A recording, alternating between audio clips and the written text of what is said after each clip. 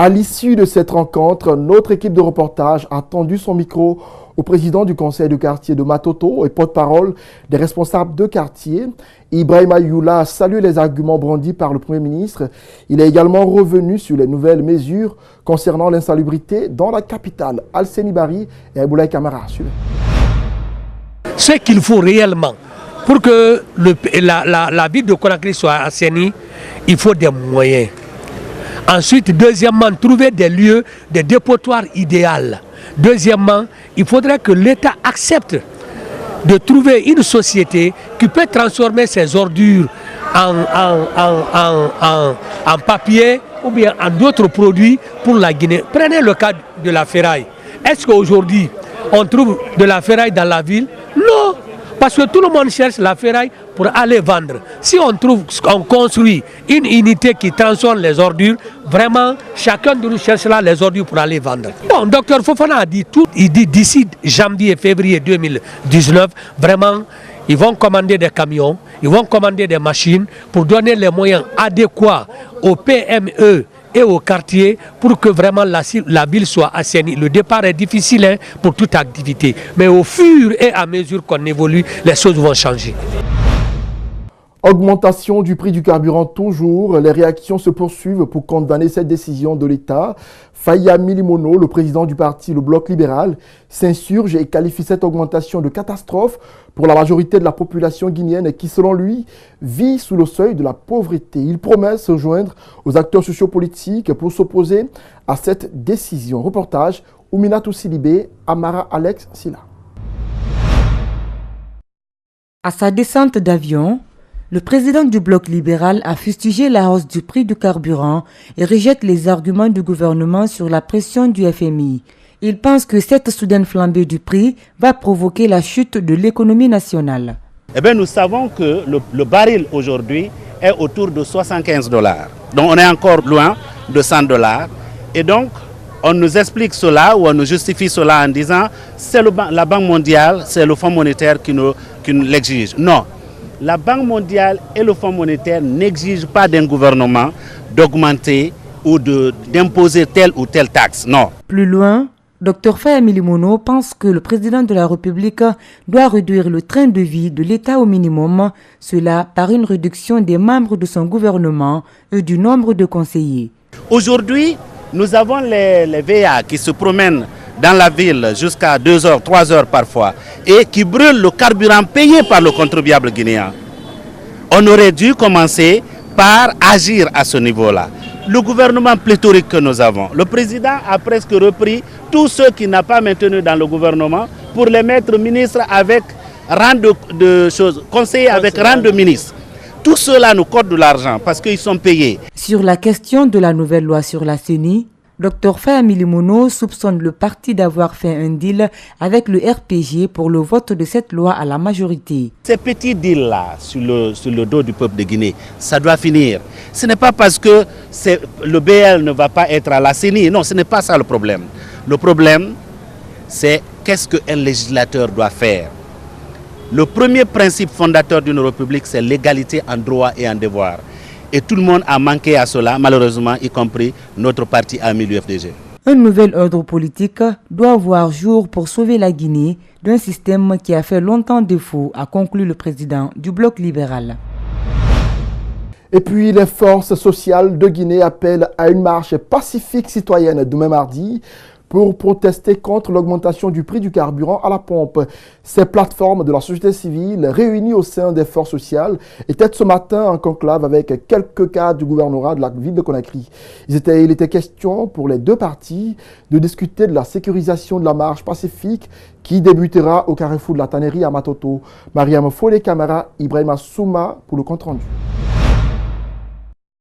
Cet appel à manifester fait suite à l'augmentation du prix du carburant à la pompe à 10 000 francs guinéens. C'est dans ce cadre que quelques membres de la société civile réunis au sein des forces sociales initiatrices de cette marche ont échangé avec quelques cadres du gouvernorat et les responsables des services de sécurité sur le fond et la forme de son déroulement. Il était question de venir discuter avec les services de sécurité, la gendarmerie et la police nationale sur les dispositions sécuritaires à prendre pour la marche de demain.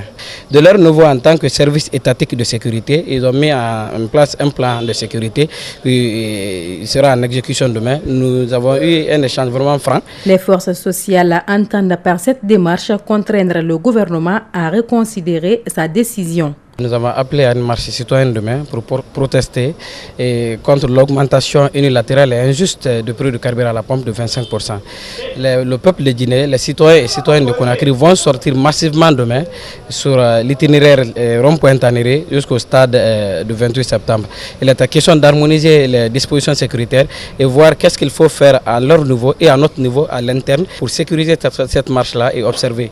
Aboubakar Dora Koïta, par la voix des forces sociales, invite les citoyens à une forte mobilisation ce mardi. Il rassure par ailleurs que toutes les dispositions sont prises pour la sécurisation de la marche. Nous, de notre côté, nous avons planifié un certain nombre d'actions. Nous avons des observateurs indépendants qui seront munis des casquettes avec des gilets, qui vont observer la marche. Mais de l'autre côté, nous avons un service sécuritaire interne qui vont aussi sécuriser notre marche pour orienter les citoyens et dire qu'est-ce qu'il faut faire et qu'est-ce qu'il ne faut pas faire. Il reste à savoir si les dispositions prises permettront aux organisateurs d'avoir une marche véritablement pacifique.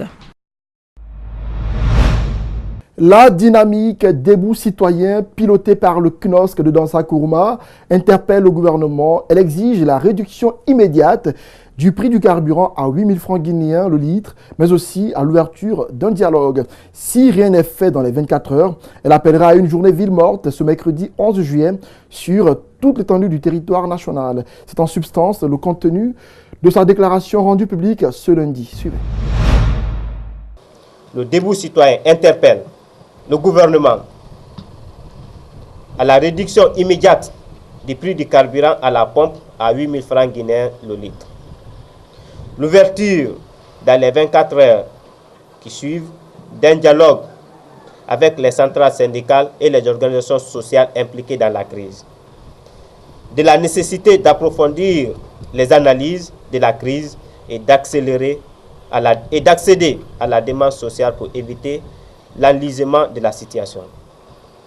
La publication d'un rapport de gestion de la taxe sur les produits pétroliers, notamment la grille de répartition des 3 dernières années. La matérialisation des intentions de lutte contre la corruption et des biens mal acquis à travers des mesures urgentes, transparentes et pragmatiques, comme entre autres la réduction du train de vie de l'État. Si rien n'est fait pour amorcer le dialogue dans les 24 heures, la dynamique debout citoyen demande aux citoyens guinéens d'observer une journée ville morte le mercredi 11 juillet 2018 sur toute l'étendue du territoire. Sur un plan tout autre, la Commission électorale nationale indépendante CENI s'exécute sur l'une des recommandations du comité de suivi des accords politiques. Il s'agit de l'audit du fichier électoral. Une réunion a eu lieu ce lundi entre les parties prenantes pour rendre effectif le processus. Djibrilba Aliouba. L'Union européenne et l'Organisation internationale pour la francophonie sont entre autres les partenaires privilégiés des politiques dans les opérations de l'audit du fichier électoral. Avec eux, la CENI commencera dans les prochains jours à appliquer l'une des résolutions du comité de suivi des accords politiques, ce qui ressort de l'entretien au sein de l'institution électorale. Il est important et urgent que dès l'instant qu'on aura fini avec les questions liées à l'audit, qui est une question qui est un préalable à toute autre opération qui va être menée, que nous puissions rapidement penser à glisser vers les opérations de révision de la liste électorale. Je crois que, parce qu'il est prévu que les résultats, les recommandations, les résultats, en tout cas les conclusions, de l'audit puissent être utilisés pour améliorer la configuration du fichier électoral. 2 points essentiels auxquels les personnes ayant pris part à la réunion se sont accordés: la mise en place d'un comité pour l'audit du fichier électoral et le profil des experts pour l'audit du même fichier qui devra normalement prendre 25 jours selon le président de la Commission électorale nationale indépendante. Les experts proviendront essentiellement des partenaires qui ont été cités, qui vont nous envoyer ces personnes qui excellent sur le plan international.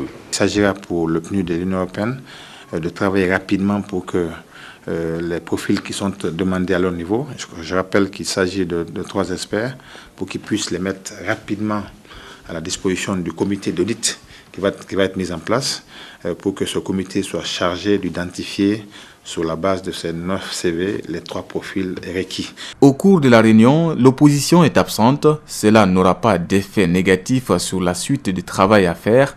Tout le monde est au courant et l'avis de tous est pris en compte, conclut Salif Kébé.